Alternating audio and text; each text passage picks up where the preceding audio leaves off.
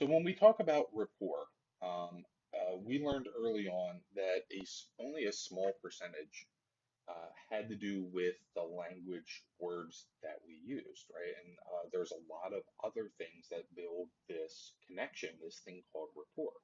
But that doesn't mean that we don't have to spend some time learning tips to be a better conversationalist. It'll only help us, right? And one of the ones just to come out of the gate with to address head on is the number one conversation killer that so many of us are guilty of, right?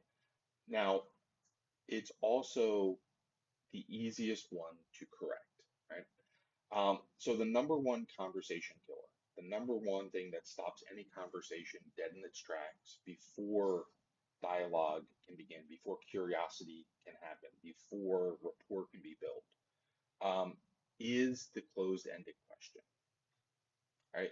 So take a moment and just think back through some recent conversations. And during that conversation, how many questions were asked that could be answered with a simple yes or no? Did you have a good weekend? Yes. Awkward silence. Did you enjoy the movie? No. Awkward silence. Would you like to go get something to eat? Yes.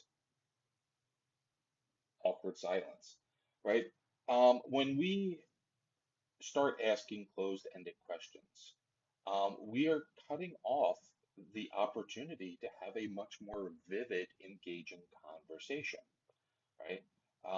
So one of the things just to start checking yourself on is developing awareness on how often we do this, right? Um, we're going to talk about ways or alternate ways to enter these conversations in the next section, right? But for right now, right, I want you to pay attention to how often you do this now, right? In your next conversation, the next couple of days, over the course of a week. Can you catch yourself using a closed-ended conversation? How many times a day do you do it? How frequently do you ask questions or engage somebody in a way that they only have a limited response in what they can answer with, right? Um, and that's okay, right? So we're going to talk about alternate ways or follow-up ways if you do that. But becoming a good conversationalist, becoming somebody who is focused on the intentional act of building rapport, we're going to use other tools, right? So awareness, right? Are you doing it? How often are you doing it? Can you catch yourself doing it? Are you aware that this is happening and maybe the impacts that other people are having with it, right? So take some notes, and when you think you understand how often you use it, move on to the next video.